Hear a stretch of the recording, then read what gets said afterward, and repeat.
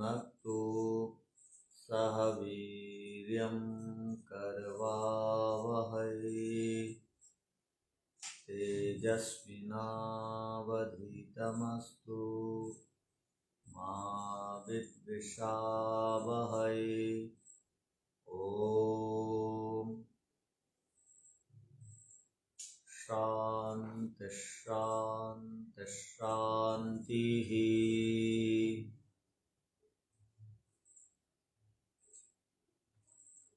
एकादशोपनिषद स्वाध्याय कार्यक्रम रे आपण मानकु समस्तंकु अभिनंदन जणाउछु।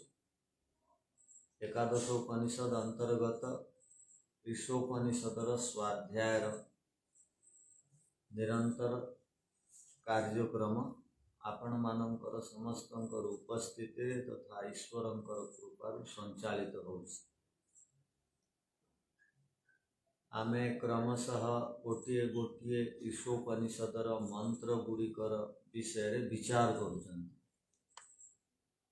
प्रत्येक मंत्रर सम्यक आलोचना करुछन, समीक्षा करुछन, प्रत्येक शब्द और पद गुड़ी को बुझिबा पई प्रयत्न करुछन। गतकाली पर्यंत 9 गोटी मंत्र विषय रे आमे विचार कले। आज 10म मंत्र उपरे आमे विचार करिबा। मंत्र एही परि अटे। अन्य देवाहुर विद्यया न्यदाहुरविद्यया इति शुश्रूमधीरान ये नस्तत् विचक्षिरे। जेहेतु ऐसो मंत्र गुड़िकर आज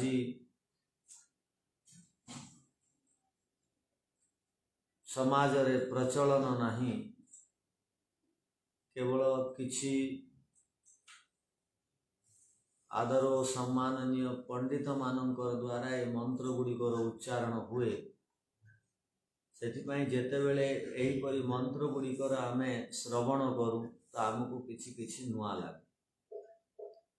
तो सेथिपाई आमे सुविधा दृष्टि रे प्रत्येक मंत्र को आमे भांगी भांगी करी पद गुड़ी को पढ़ू, जद्वारा बुझिबारे और उच्चारण रे सहयोग। तो एठारे कौन कहगला? अन्यत् एव आहुः विद्यया। अन्यत् एव आहुः विद्यया। अन्यत् आहुः अविद्यया इति शुश्रूमधीराणां ये नः तत् तत् अथवा तद कहा जाय पारिबो। तत् विचक्षिरे। केतोटी शब्द हैला मंत्र रे? अन्यत् एव आहु विद्यया चारोटी शब्द हैला। अन्यत् एव आहु ताकु जदि मिसई करी पढ़िबा अन्य देवाहु विद्यया। तापरे अन्यत् आहुः अविद्यया। अन्यत् आहु आहुः विसर्ग अछि। जेतेबेले भी कौनसी अक्षर पर विसर्ग थिबो अधा अक्षर समान से विसर्गर उच्चारण हबो। तो अन्यत् आहुः अविद्यया इति शुश्रूमधीराणां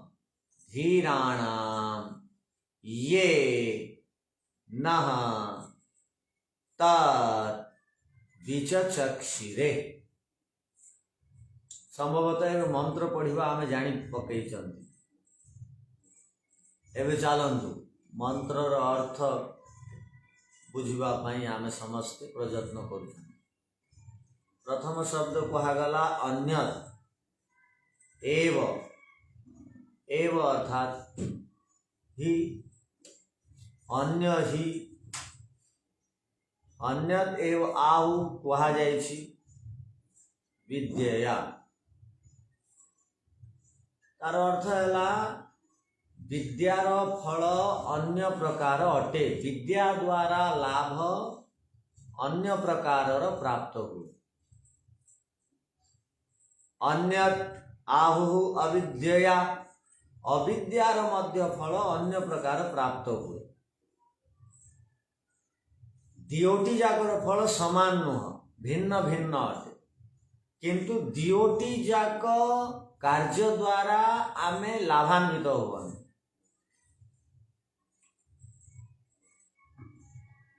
दियोटी जाक कार्य द्वारा आमे लाभ प्राप्त करम।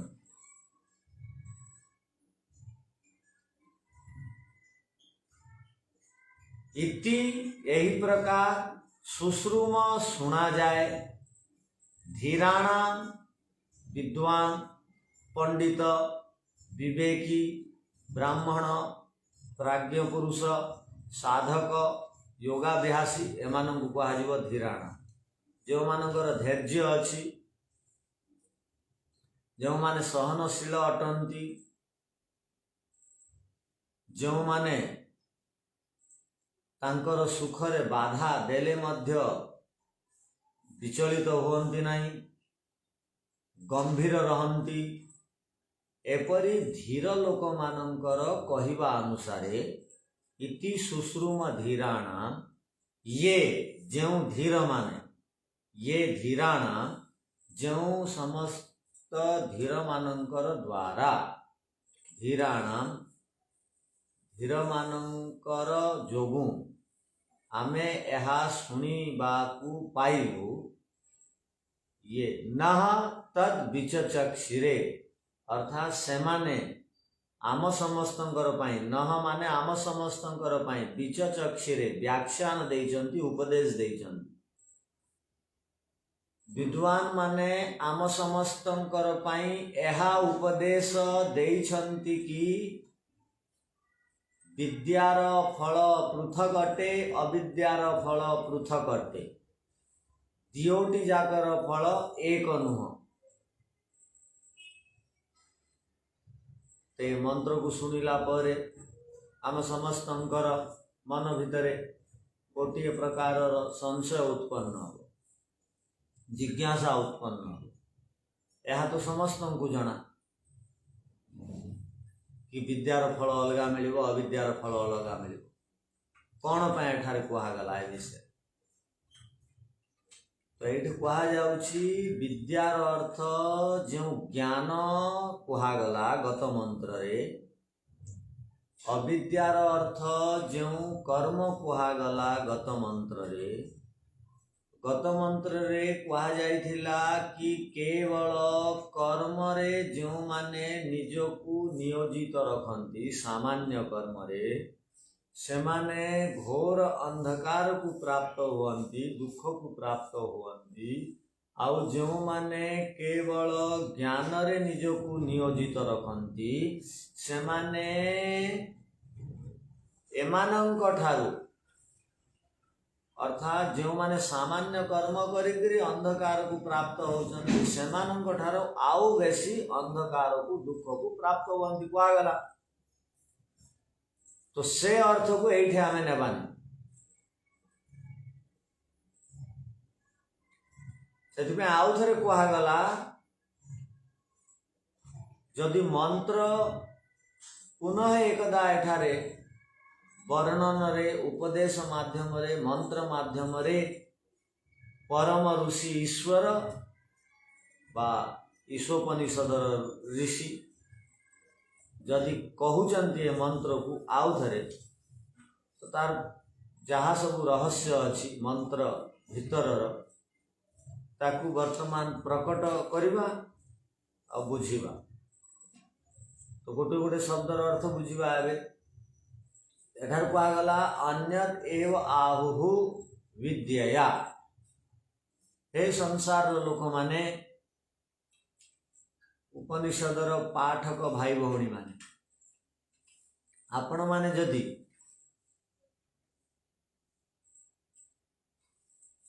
विद्यार फल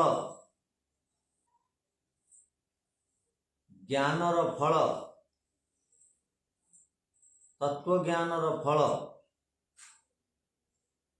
जानिबा को चाहुचंती तेबे सुनंतु तार परिणाम कौन अटे आ अविद्यार परिणाम कौन अटे।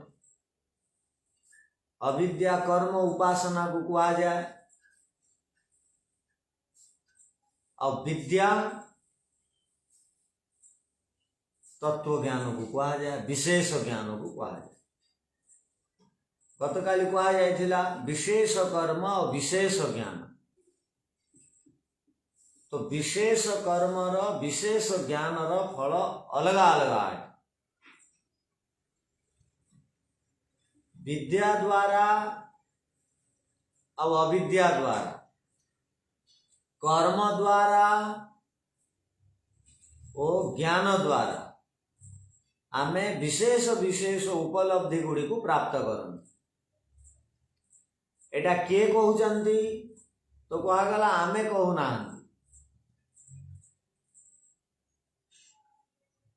बड़ बड़ वेदर विद्वान वेदर ऋषि और स्वयं परम पिता परमात्मा कहउचंती इति सुश्रुम।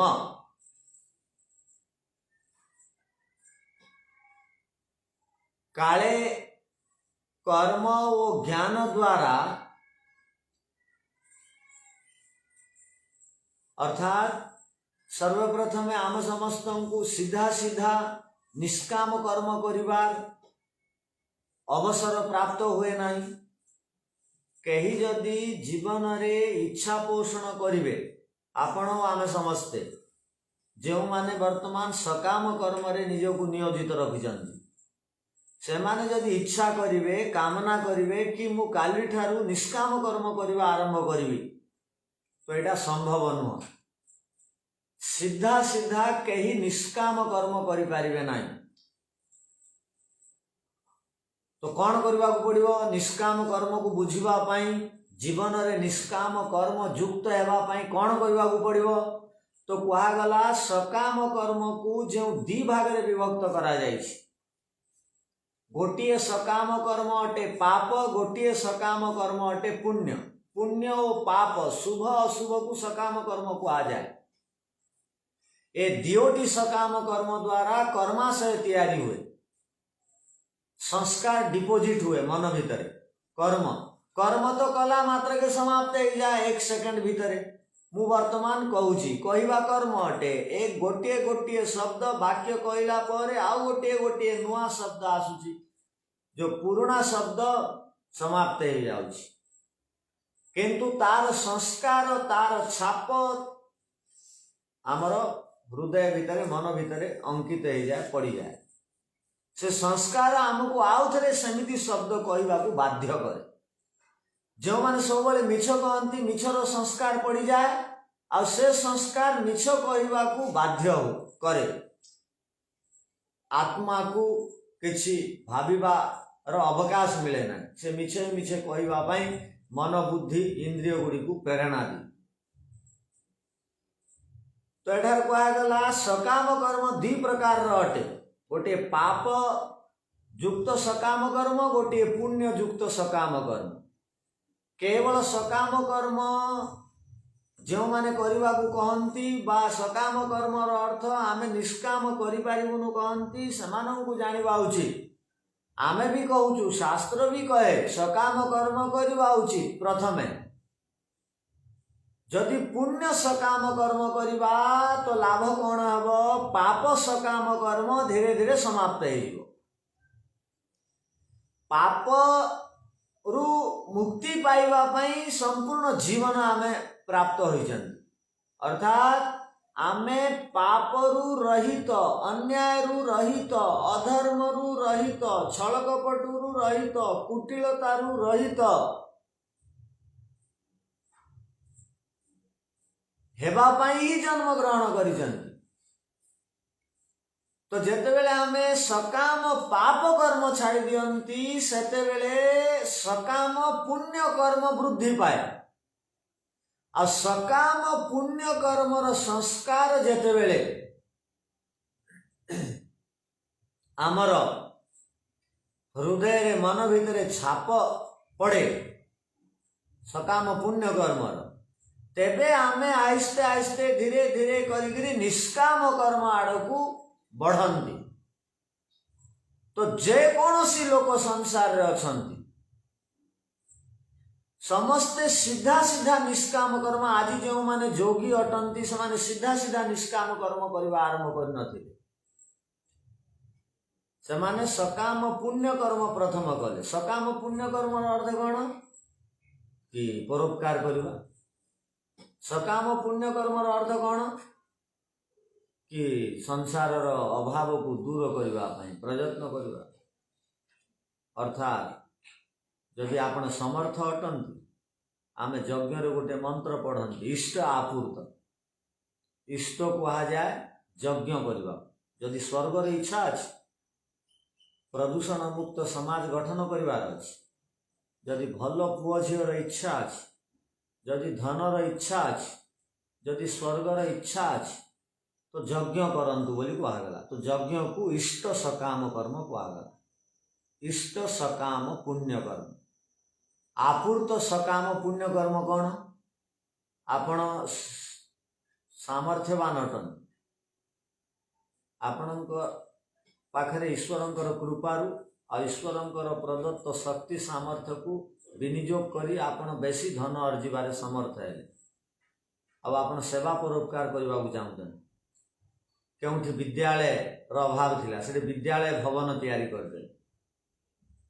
क्योंकि गौशाला आवश्यकता थिला से गौशाला करदे। जोटे जलाशय आवश्यकता थिला से जलाशय करदे। गोटे बोरिंग आवश्यकता थिला से बोरिंग करदे। कौन सी पिला माने खाइबा पीवा वस्त्र पाई पारना से ए सुविधा जोगे देले। यहाँ को कहा जाए पुण्य कर्म। ए कर्म मुक्ति प्राप्ति रे सहयोगी अटे। सेथिपाई आमे सीधा सीधा केबे हेले निष्काम कर्म करि परिबा नाही। सेथिपाई प्रथमे आमको सकाम पुण्य कर्म करिवार अछि, सकाम पाप कर्म छाड़िबार अछि। जेमिति आमे अन्य मान को कष्ट देवा वाणी द्वारा, शरीर द्वारा, मन द्वारा ए प्रवृत्ति को समाप्त करिवार अछि। आमे मन वाणी शरीर द्वारा पाप पुण्य करंती, एबे मन वाणी शरीर द्वारा जहाँ भी आमे अन्य मान को कष्ट देवार काम करुथिले एबे बंद कर। एबे सकाम पुण्य कर्म आरंभ कर। सकाम पुण्य कर्म कला समय रे शांति ओ प्रसन्नता वो अपुण्य संचय समय रे आमे जो टेंशन रे रहउथुलु, विचलित रहउथुलु, व्याकुल रहउथुलु, चिंतित रहउथुलु, भयभीत रहउथुलु, एबे से सबु आ प्रवृत्ति आम भितर नाही। कौन पाई? आमे सकाम पाप कर्म छाड़ देइछन, अशुभ कर्म करिबा छाड़ देइछन। एबे सकाम पुण्य कर्म करुचंती, समस्तन को जीवन दउचन, कहार जीवन नौना। जेहेतु आमे कहार जीवन देवार आम पाखरे सामर्थ्य नाही, तो आमर कहार मध्य 2 इंच जीभ पाई जीवन नेबार, पशु पक्षी को मारिक खाइबार भी आमर अधिकार नहीं। एटा पाप कर्म अटे। तो पाप कर्म करवा छाड़ देलु। आपण एते पाप कर्म करवा छाड़ दियंतु, जीवन रे आपण अनुभव करिवे बड़ पवित्रतार और शांतिर, निर्मलतार। तापरे आपण भल भल कर्म करि चलिए। आपण भावंतु नाही केवल धन थिले ही मु सेवा करि पारिबे। आपण मन द्वारा भी अन्य मानकर सेवा करि पारिबे। आपण शरीर द्वारा भी अन्य मानकर सेवा करि पारिबे।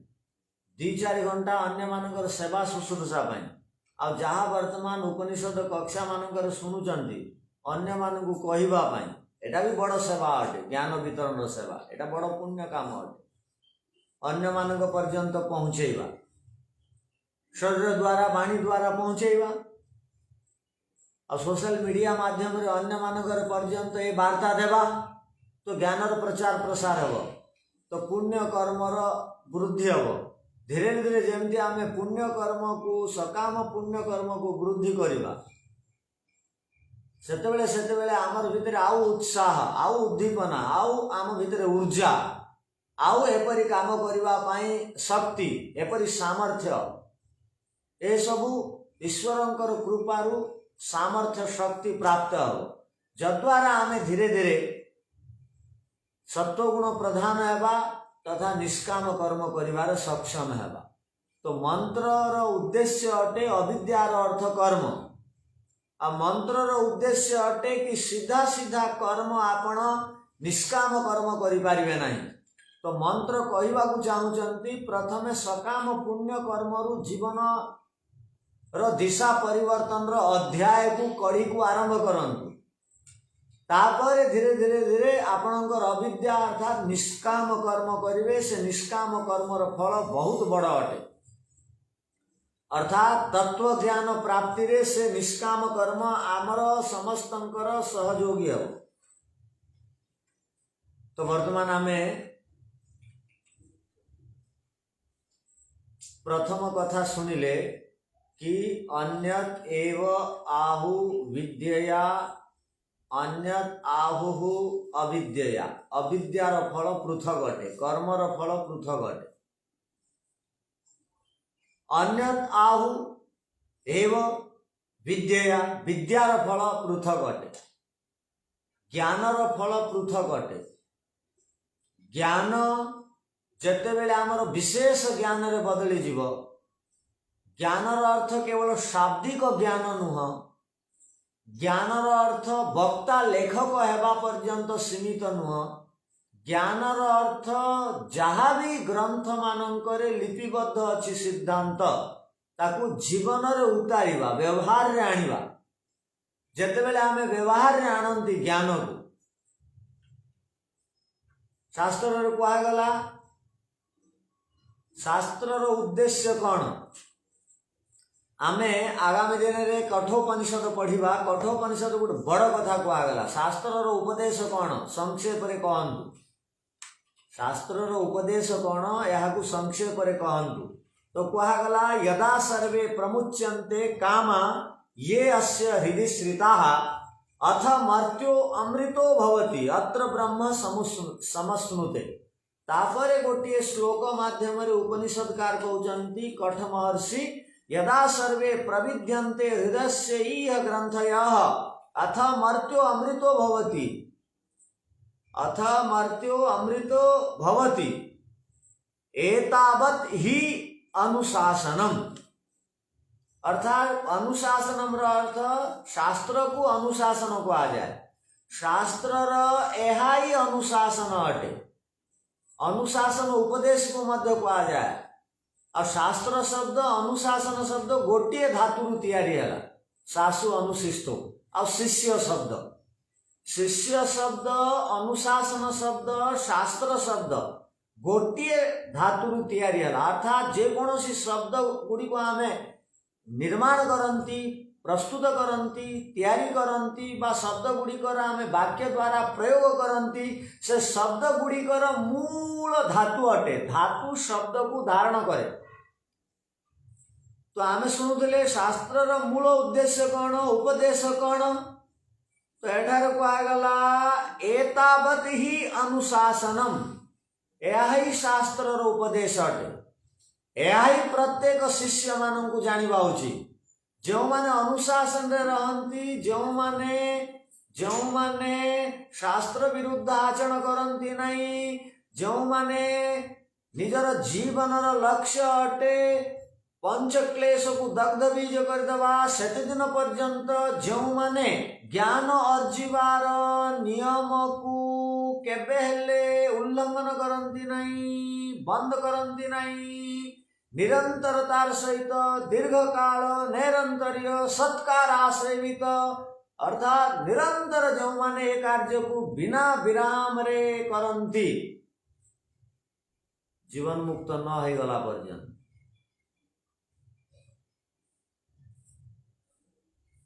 सेमानंकु कहा जाए शिष्य सेमानंकु कहा जाए एमाने शास्त्र उपदेश को चरितार्थ कर सेमानंकु कहा जाए एमाने अनुशासित यही शास्त्र आशा रखे आम समस्त कौन आशा रखे यदा सर्वे प्रविद्यन्ते हृदय से इह देहिन हृदय से इह ग्रंथय यदा जते बेले सर्वे सबु प्रविद्यन्ते छिन्न भिन्न हो जाती।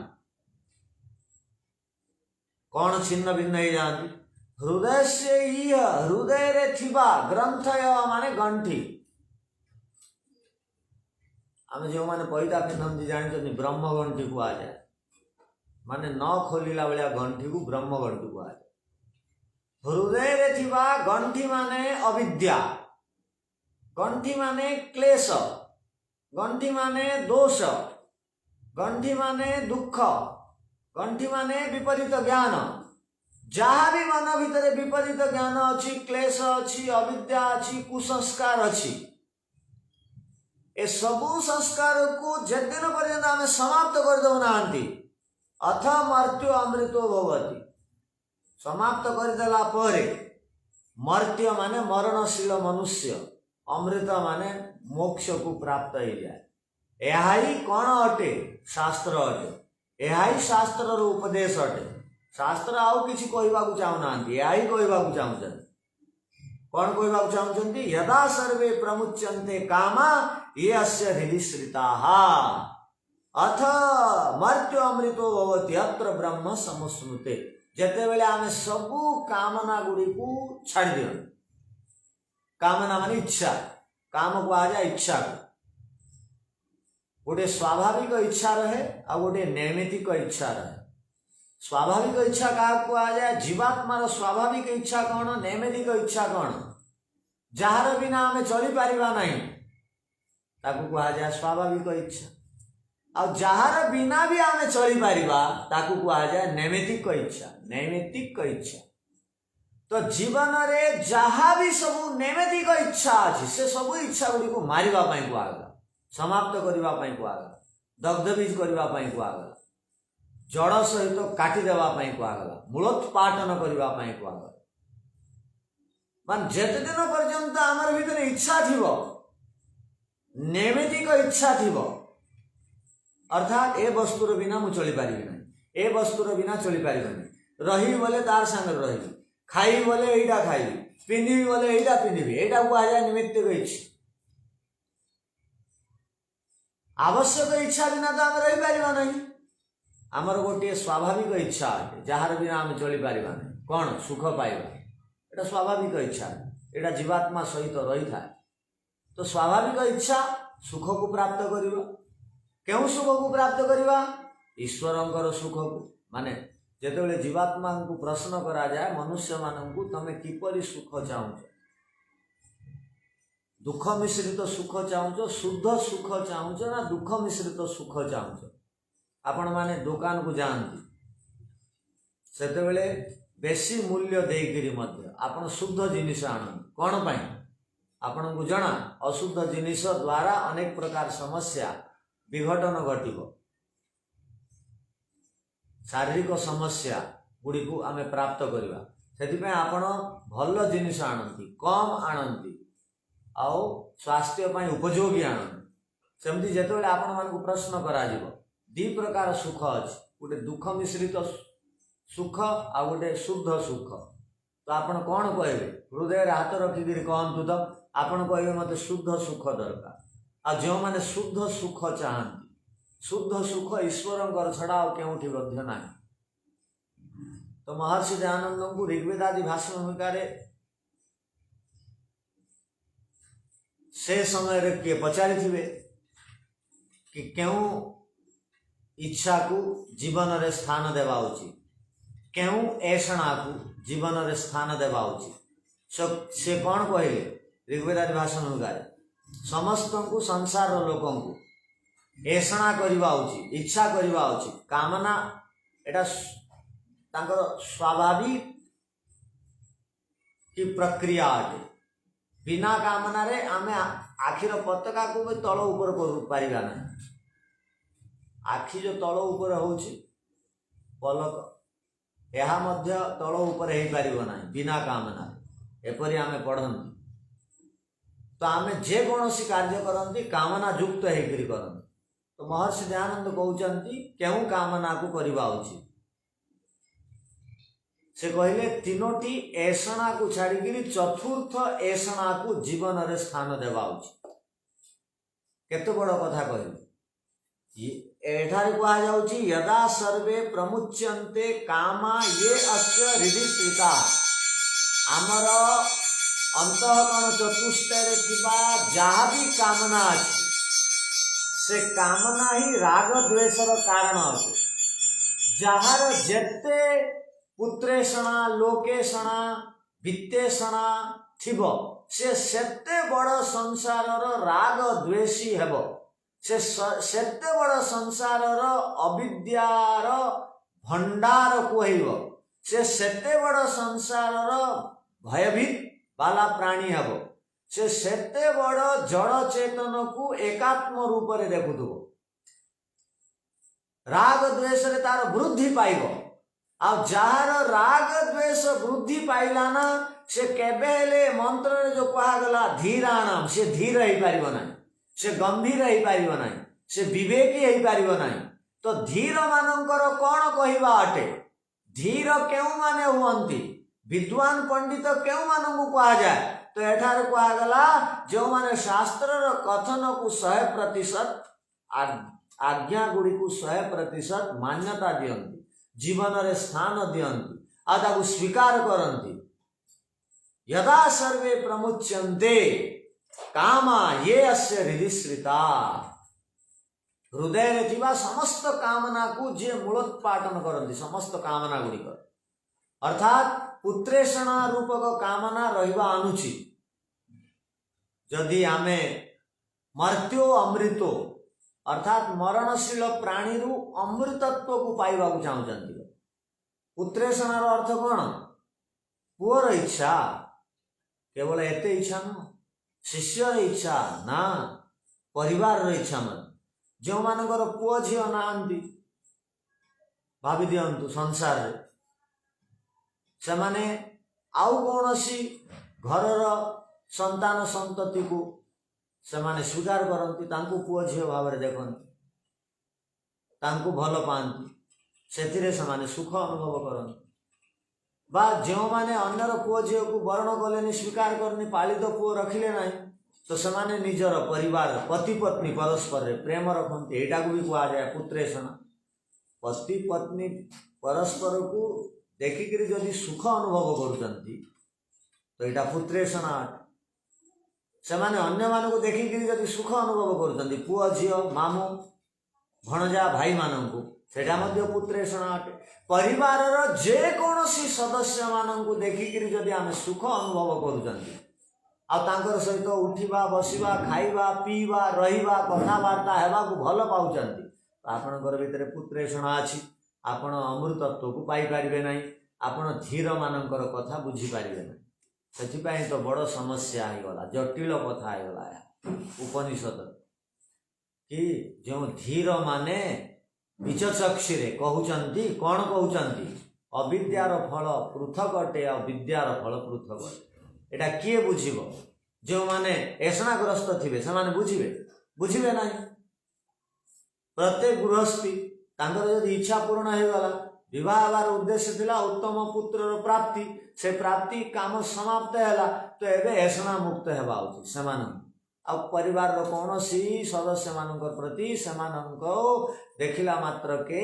सामान्य स्थिति रे रहिबा उचित उदासीन स्थिति रे रहिबा उचित तांको देखिला मात्र के खुशी हेबा प्रसन्न हेबा सुख अनुभव करबा तांकर बिना रे दुखी हेबा एटा पुत्रेषणा थिला पर्यंत आमे अमृतत्व को तत्व ज्ञान को बुझी पारिबा नहीं पाई पारिबा नहीं जीवन मुक्त हेई पारिबा नहीं ईश्वर को जानी पारिबा नहीं आ धीर मानकर कथा गुडी को आमे हृदयंगम करि पारिबा नहीं तो कोन को आगला पुत्रेषणा छाड़ीबा को पड़ी महर्षि दयानंद कहउचंती तीनोटी ऐसणा को जे छाड़ी देला आ चतुर्थ ऐसणा को जेहेतु बिना कामना रे आमे जीवन जी पारिबा नहीं बिना इच्छा रे आमे जीवन जीवान पारिबा नहीं जेकोसी गोटे वस्तु प्रति तो इच्छा और प्रेम और स्नेह रखा पड़ो सेटा कहार प्रति हेबा उचित तो से कहते पुत्र मानकर प्रति हेबा अनुचित जेकोसी व्यक्ति मोर क्षेत्र में जदि कह मोर शिष्य मानकर प्रति अनुराग हेबा अनुचित अर्थात तांकु देखिक खुशी और प्रसन्न हेबा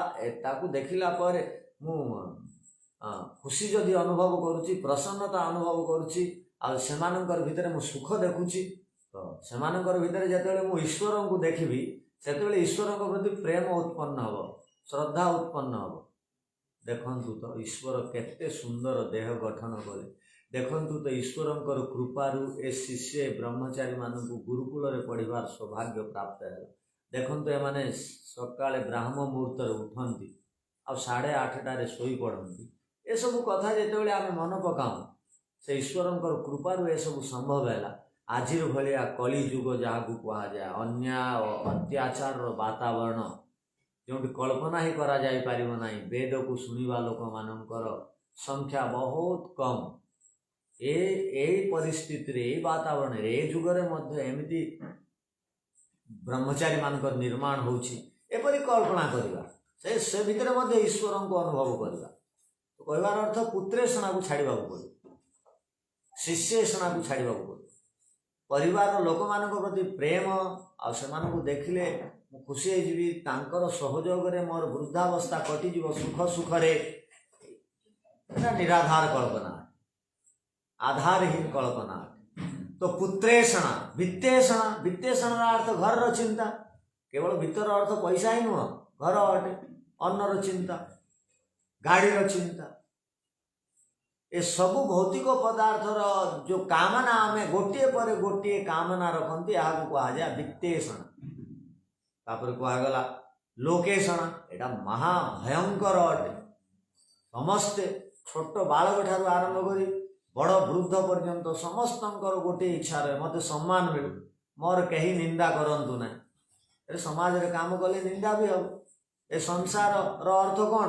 जोटे सुख दुख अच्छी, ईर्षा द्वेष अच्छी, राग द्वेष अच्छी, ताकू संसार कह जाए।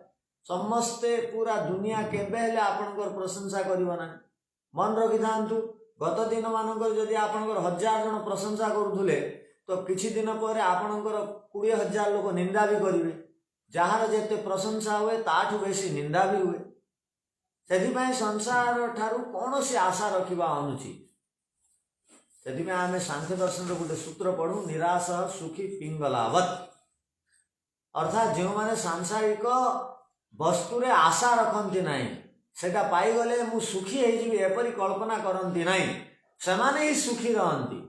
आ जो माने संसार वस्तु मानकरे आशा रखती, एमानंकु पाइला परे मु सुखी होइजिबी एपरी कल्पना करती, सेमाने तो जीवन रो लक्ष्य को प्राप्त करती नहीं, भोगी हो जाती। भोगी हेबा भल लक्षण। तो एठार कौन कहगला कि विद्वान मानकर कहिबा अनुसारे जो माने धीर गंभीर अटंती सेमानंकर कहिबा अनुसारे तीनोटी ऐसना को जो माने छाड़ी दियंती सेमानंकु धीर कहा जाए। आ गोटे ऐसना जो मान रखती, महर्षि दयानंद कहते ऋग्वेद भाष्यमुखारे जो माने तीनोटी जाक ऐसना मुक्ति पाई जाइछन। आ गोटे ऐसना रखती, कामना गोटे को पाइबा, सर्वाधिक प्रीति और प्रेम मुक्ति और मुक्ति प्राप्ति रे जो साधन गुड़िक अच्छी से वस्तु साधन गुड़िक पाइबा, मुक्ति को पाइबा, ईश्वर को पाइबा इच्छा पोषण करवा, यहाँ को कह जाए ईश्वरेषणा। महर्षि दयानंद कहते ईश्वरेषणा रखती आ तीनोटी ऐसना छाड़ती। जो माने तीनोटी ऐसना छाड़ीदेवे से कह जाए एमाने हे गले निष्काम, एमाने हे गले कौन सबू कामना गुड़ी को मूलोत्पाटन करदे, समाप्त करदे। एबे सेमानंकर जीवन रो उद्देश्य पूर्ण हेबा, सेमाने एबे मुक्तिर अधिकारी हेबा, यथार्थ अधिकारी है। अर्थात सेमाने मुक्ति को पाई शीघ्र। तो मूल विषय को जीवा कि एठार कौन कहगला कि विद्यार फल पृथक अटे, अविद्यार फल पृथक अटे। अविद्यार अर्थ विशेष कर्म, यार फल कौन? विशेष कर्म अर्थात पुण्य कर्म। यही पुण्य कर्मर फल कौन है? निष्काम कर्म ये प्राप्त करेला, ये सकाम पुण्य कर्म। से निष्काम कर्म जोगु कौन है? आमर राग द्वेष कमिला। जो माने निष्काम कर्म करती से राग द्वेष कम हो जाए, पंच क्लेश रु सेमाने रहित स्थिति को प्राप्त हो जाती। तो ये स्थिति को जमिति प्राप्त हुए सेमिति आमे ईश्वर को सर्वाधिक प्रिय वस्तु पदार्थ और द्रव्य भावती आ ईश्वर को पाइबा पाई सबु सामर्थ्य को आमे विनियोग करती। प्रीति और प्राप्तिर उद्देश्य केवल लक्ष्य कामना केवल गोटे मुक्ति और मुक्ति प्राप्तिर साधन गुड़िकर प्रति आमर अत्यंत अनुराग अत्यंत श्रद्धा। तो कहगला जो माने अविद्या अर्थ कर्म नियंती से विशेष कर्म द्वारा से माने प्रथमे सकाम कर्म से सकाम भितर पुण्य कर्म करती और निष्काम आड़ को गति करती। और विद्यार फल यह अटे कि से माने ज्ञान को प्राप्त करी तत्व ज्ञानी हो जाती और तत्व ज्ञान को प्राप्त कला परे फल यह मिले कौन जमिति अविद्यार फल विशेष कर्मर फल निष्काम अटे निष्कामता पूर्ण जीवन जीवा अटे सेमिति विद्यार फल कौन उपासना अटे ईश्वर को प्राप्त करदेवा अटे। आ जेतेबेले आम ईश्वर को प्राप्त करि पकांती सेतेबेले जेतेबेले आम ईश्वर अनुभव करती सेतेबेले पहाड़ सदृश दुख आसिले मध्य आमे विचलित हुअंती नहीं। आमर जहाँ भी कामना थिला अर्थात आवश्यक विषय थिला अर्थात मु जीवन रे संकल्प नहीं थिली कि मु मोर जीवन रे अमुक अमुक काम करदेवी यही संकल्प नहीं थी।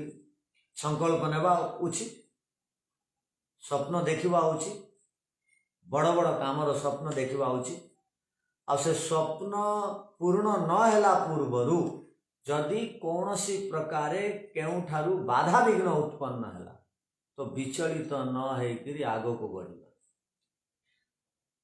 एटा विद्यार फल अटे एटा उपासनार फल अटे एटा ज्ञानर फल अटे। माने बड़ बड़ लक्ष्य थिला पाइबा किंतु अन्य मानकर पाई विघात हैला अन्य माने बाधा देले तथापि एटा संसार नियम अटे। जदि एमाने बाधा देले मु मोर लक्ष्य को हासिल करि पारली नाही किछि कथा नाही। महर्षि दयानंद संकल्प नहीं थिले संपूर्ण वेदर भाष्य करिबी बोली ता पूर्वरु आतताई मानकर द्वारा बाधा सृष्टि हैला विष दे दिया गला विष देला परे भी महर्षि दयानंद दुखी हेलेनी आ कहिलेनी मोर एत बड़ संकल्प पूर्ण हो पारला नहीं ए लोक जो अर्थात मन भितर कौन सी दुख नथिला। यही स्थिति केबे आसीबो एटा विद्यार फल अटे। जो माने तत्वज्ञानी हो जाती संसार बाधा विघ्न आसिले मध्य सम्मुखीन हुअंती विचलित हुअंती नहीं खसी जाती नहीं भल काम करवा छाड़ी दियंती नहीं कहार सहित झगड़ा आरंभ कर दियंती नहीं। पहाड़ सदृश विपत्ति आसिले मध्य विद्यार फल यह अटे कि से व्यथित विचलित हेबनी। आ छोट मोट बाधा को किए पचारे एटा विद्यार फल अटे। अब अविद्यार कर्मर फल अटे से सकाम पुण्य कर्म करे तापरे धीरे धीरे निष्कामता आड़ को प्राप्त। एटा किए कहउचंती विचक्षिरे धीराणाम एपरी व्याख्या धीर पुरुष माने करंती। आमे परंपरा रे ए मंत्र अर्थ को एमिति बुझिलु। परंपरा रे आमर धीर पुरुष माने विद्वान बा निजे स्वयं परम पिता परमात्मा एही मंत्र अर्थ को एपरी बुझिबा पई संसार को आह्वान देछन कि अविद्यार फल पृथक अटे विद्यार फल पृथक अटे। आमे सांसारिक बाधा विघ्न रे विचलित व्याकुल होती नहीं जेहेतु संसार नियम अटे। संसार आइछंती बोले सुख भी मिलिबो दुख भी मिलिबो आ सांसारिक सुख जेते पाउछंती ताठू 100,000 गुण बेसी दुख भी मिलिबो किंतु प्रत्येक परिस्थिति रे जो माने विद्यार फल को पाई जाइछन्ति, अविद्यार फल को पाई जाइछन्ति, सेमाने व्यथित विचलित रोगी आत्महत्या टेंशन रे आसंती नहीं, आत्महत्या करती नहीं, रोगी हो जाती नहीं। आमे जेहेतु ए मंत्र गुड़िकर अर्थ बुझु नाहंती बोली आमे सब बेले कौन सी छोट छोट कथा आसिले बाधा विघ्न आसिले विचलित हो जाउछन्ति। भल काम करिबा देबा नेबा सबु बंद संपर्क भांगी दियंती। ए सब स्थिति आमर पाखक आसे, किंतु जो माने विद्यार अविद्यार फल को बुझी दियंती सेमानंकर जीवन सफल अटे।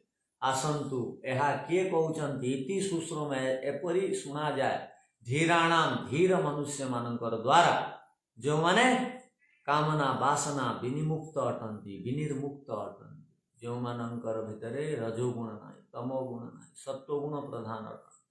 आउ जो मानकर बुद्धि आत्मा भलिया पवित्र हो गला एपरि धीर पुरुष मानकर बीच चक्षुरे व्याख्यान अटे।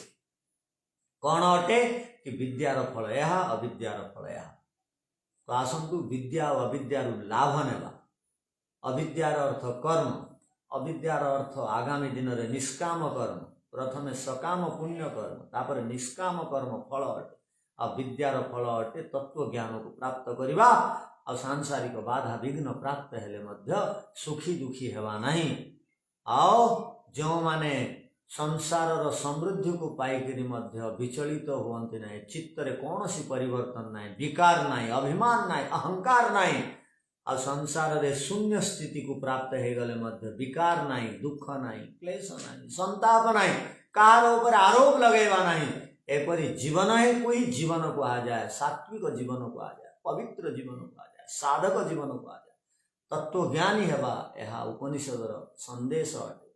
आसन आज आम समस्ते यही मंत्र को यहीपरि बुझा और तदनुसार जीवन जीवा। समस्त को बहुत बहुत धन्यवाद। ओम शांति शांति शांति।